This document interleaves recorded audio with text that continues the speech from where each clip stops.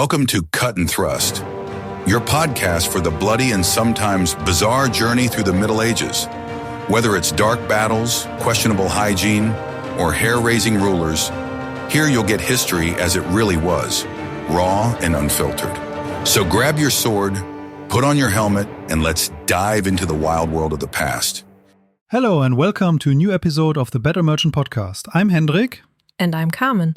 And today we're talking about a topic that movies usually skip over completely. That's right, we're discussing medieval warfare, but not sword fights or sieges, rather what happened before all that. The invisible battle, so to speak. Months of preparation before a single sword was ever drawn. And that's what fascinates me time and again.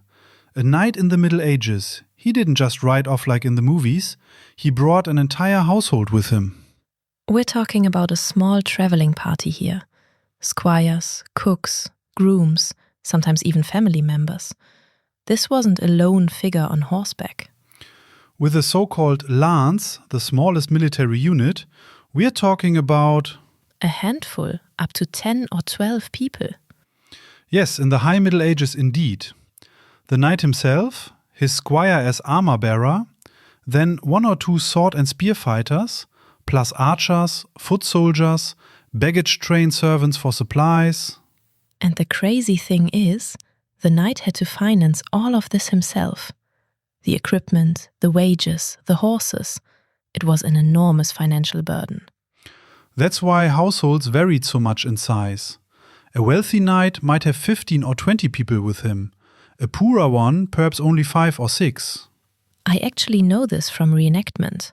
On a much smaller scale, of course. But even when just 10 of us travel to a market, the coordination is a real challenge. Who brings which tent? Who cooks? Who has the tools? And now imagine that without mobile phones. Without any modern long-distance communication. That's the point. These campaigns had to be planned months in advance. And coordination was mainly done through messengers on horseback. Plus acoustic signals, like horns and drums. And visual signals, flags, pennants, coats of arms. The challenge was, how do I explain this best? It's similar to planning a major event today, but every message takes 3 days. And can get lost along the way. Exactly. Or the messenger gets held up. Or he misunderstands the message. At the Battle of Worringen in 1288, there's a chronicle about it, it's recorded that foot soldiers could no longer tell friend from foe. They ended up striking at random. How did they solve that? Pre-arranged meeting points, detailed agreements months in advance, and lots of improvisation on the spot. That also explains why so many campaigns failed due to logistics rather than the fighting itself. Absolutely. An army marches on its stomach, as Napoleon aptly put it later. You need food, wine, tents, supplies for man and beast, and all of that has to be transported. By people, horses, and wagons. Over roads that often didn't deserve the name. The famous Roman roads were still the best option. Once you left those, good luck making any progress. And then there was the bureaucracy to deal with. For valuable horses, you needed safe conduct letters or transit passes issued by the local lord or the city. Tolls were due at border crossings. You couldn't just ride off. This whole machinery, it ran in the background before a single fighter drew his sword. To me, that's the true masterpiece of the Middle Ages. That nobody sees. That's true. In films, the preparation takes 30 seconds. In reality, it was months of meticulous planning. Merchants were hired, contracts negotiated, routes established. And if anything went wrong, price disputes with traders, supply shortages, sick horses, it could jeopardize the entire campaign. That's why I find this topic so fascinating. Logistics was often more important than combat skills. A perfectly trained knight is useless if he arrives on the battlefield hungry and exhausted. Or if his warhorse fell ill along the way. Yes. And speaking of warhorses, transporting these animals, especially during overseas campaigns, is a chapter all its own. The supply of an army, that was the real key to success. Not the number of knights or the quality of the weapons. Right, the supply chain was often more decisive than the raw fighting power at the front. And when you look at everything that had to be transported, food, wine, tents, spare weapons, tools, feed for the horses. And the horse feed was often the biggest item. How so? A cavalry horse needed a good 10 kilos of hay per day. That's quite a lot. Plus 20 to 60 liters of water, depending on exertion. And during heavy work, meaning combat or a long march, an additional 1 to 3 kilos of oats on top. Those are enormous quantities, with an army of several hundred horses. We're talking tons per day. And it was no less complicated for the men. The rough estimate was about 1 kilo of grain per man per day. Sometimes more, sometimes less. Sources vary between 800 grams and 1.5 kilos, depending on what was available. Then came the distribution of resources. Most of it always went to grain.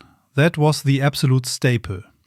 The rest was divided among meat, cheese, legumes, and wine. That shows the priorities. Grain was the foundation. Everything else was basically a luxury. And now the question arises, how do you transport all of this?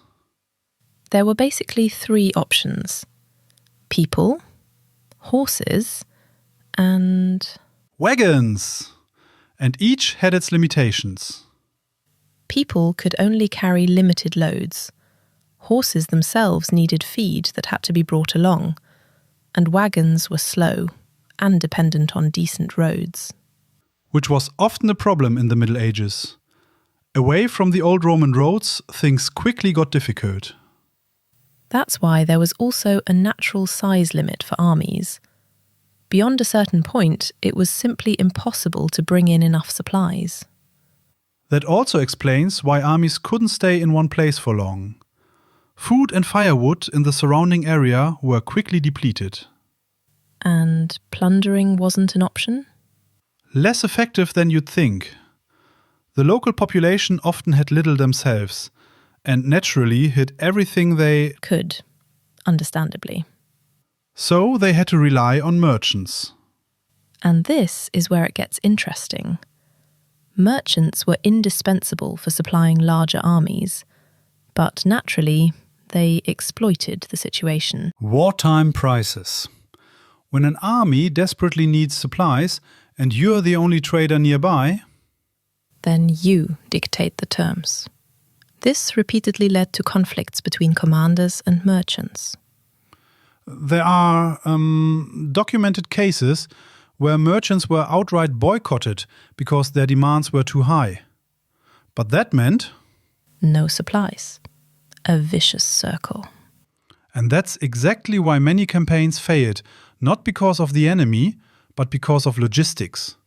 The supply line was often an army's most vulnerable point. This reminds me again of my reenactment experiences. We already talked about coordination, but just planning meals for a weekend with 30 people is already a science in itself. How do you handle that? With smoked meat, hard cheese, hard tack, anything that keeps without refrigeration. And still, everything has to be planned precisely. Who's responsible for which meal? Which ingredients last how long? But you have the advantage of knowing beforehand when the event ends. In the Middle Ages, the duration of a campaign was often completely uncertain. And we can drive to the nearest petrol station if we have to. They didn't have that option. When the supplies ran out, the battle was often already lost, before it had even begun. And that brings us to another logistical nightmare, the horses themselves, especially when it came to overseas campaigns. So, transporting supplies was sorted, at least in theory, but the travelling itself was another challenge entirely. And this had aspects you wouldn't expect. We already mentioned the bureaucracy earlier, and that's a good example. For the horses alone, you already needed various documents. Bureaucracy in the Middle Ages? Indeed, yes. For valuable horses, there were ownership certificates, essentially proof that the animal belonged to you and wasn't stolen. And at border crossings, you needed safe conduct letters, in Latin salvus conductus, or toll receipts. It varied greatly depending on the region. That makes sense when you consider how valuable a good warhorse was. It was worth as much as a small farm. And that's why border posts wanted to know exactly who was passing through with which animals. This naturally slowed everything down even more. Then there was the road network, or rather, the lack of a unified network. There was no central authority building or maintaining roads. What the Romans had left behind was often the best available. These roads were paved, had drainage ditches, were usually 4 to 6 meters wide, even wider for main roads. And straight as an arrow, they built tunnels and bridges just to avoid detours. And many of these roads were still usable in the High Middle Ages. In Italy and southern France, they were even remarkably well preserved. Oh, that explains why so many medieval trade routes followed the old Roman ones. The Via Domitia, for example. It connected Italy with Spain, first over the Alps at the Col de Montgenèvre, then through southern Gaul and across the Pyrenees, nearly 600 kilometers. Centuries after the Romans, still a major artery. And now, a quick word from our sponsor. Feeling curious? Then head over to battlemerchant.com. They've got all sorts of medieval stuff, from costumes to armor and loads more. Totally worth a look. But as soon as you left these Roman roads, it got difficult. Unpaved paths that turned into muddy trails after every rain. Steep climbs, detours through valleys. That naturally determined the marching speed.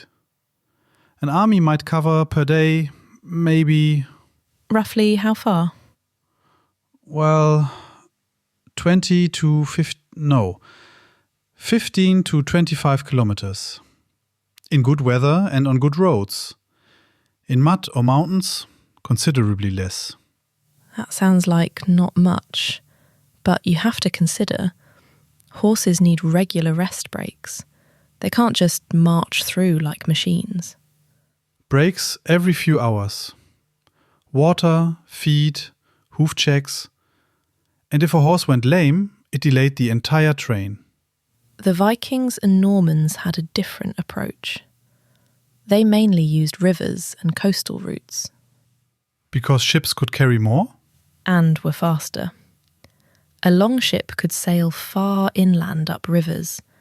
That was an enormous tactical advantage. You suddenly appear where nobody expects you. But with larger overseas campaigns, it got complicated.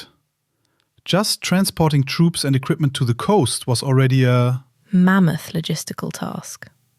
Hundreds, sometimes thousands of men with their equipment, horses, provisions for weeks.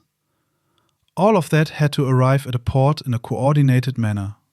And then came the real problem, loading onto ships, especially with the warhorses. These weren't ordinary horses. Warhorses were trained war animals. Large, heavy, often stallions, but also many geldings, and, depending on the region, mares too.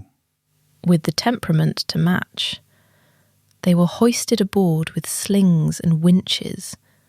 Imagine the chaos. Several nervous stallions in close quarters, viewing each other as rivals. Fighting each other. You can well imagine that. Stallions going at each other on the ship. An injured warhorse before the actual battle even began. That was an enormous loss, financially and militarily. That's why they tried to separate the animals. But space on a medieval ship was limited. And the crossing itself was also a risk. Storms, seasickness in man and beast, spoiled supplies. All of that before an enemy was even in sight. The actual battle was almost the easy part. But before we get to the conclusion, let's take another closer look at the horses. I'd say it's one of the most underrated achievements of all time. Pure organizational mastery without modern tools. Absolutely. It becomes especially tangible when you look at the scale of a specific campaign that depended entirely on this logistics. Right. Sea transport was the ultimate challenge. Because you couldn't just stop and forage for feed? Not just that, you were at the mercy of the weather, and the animals themselves were an enormous stress factor in confined spaces. That makes sense. A prime example of overcoming all these problems can be found in English history. You're talking about the Norman invasion? Yes, exactly that one. That must have been an incredible challenge. The most famous example is probably William the Conqueror in 1066. For the Norman invasion of England, he had to bring his cavalry across the English Channel. How many horses was that? Estimates suggest about 2,000 horses. Contemporary sources like the Roman de Roux mention 700 ships. Modern historians estimate the number of horses at around 2,000. And on the Bayeux Tapestry, that famous embroidery depicting the invasion, you can actually see horses being unloaded from the ships. Via ramps at the bow of the ships. The tapestry shows a total of 190 horses, over 600 people and 32 ships, all counted. At the landing in the battle, everywhere. William was lucky with the weather. The crossing was calm, no major losses documented. But that was the exception. In bad weather, on longer crossings, it was a different story. Storms, seasickness, spoiled feed. The losses could be considerable. And that brings us to the, well, when you put it all together... It's a logistical masterpiece. After all that, after months of planning, after assembling the households, after the provisioning, the transport over land and sea, not a single battle had yet taken place. Yes, and that's what I find so fascinating about this topic.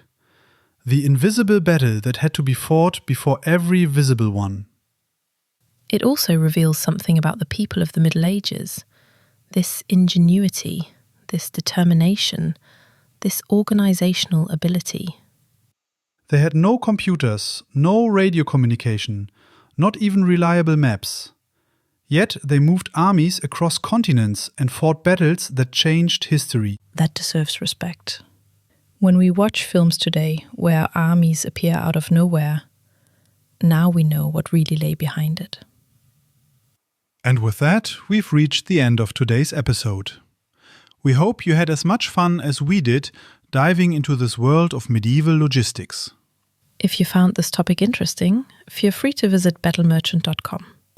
On the blog, you'll find many more fascinating articles about medieval history. And of course, the right equipment, should you want to tackle logistical challenges at a reenactment event yourself. Until next time. Take care. And so we ride towards the end of this episode. Keep your sword sharp and your mugs full. We'll catch you in the next one.